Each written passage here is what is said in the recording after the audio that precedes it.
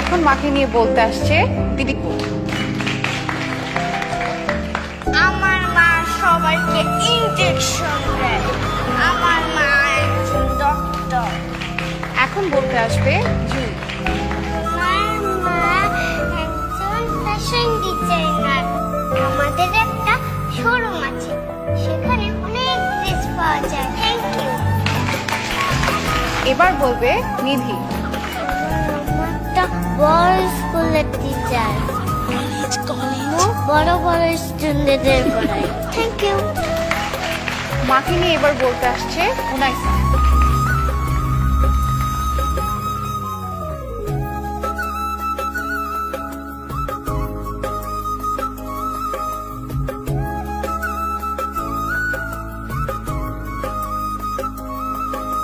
আমার মা একজন ডাক্তার।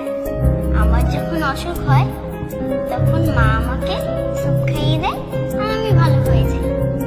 আমার মা একজন ফ্যাশন ডিজাইনার। মা আমাকে সাজিয়ে দেয়,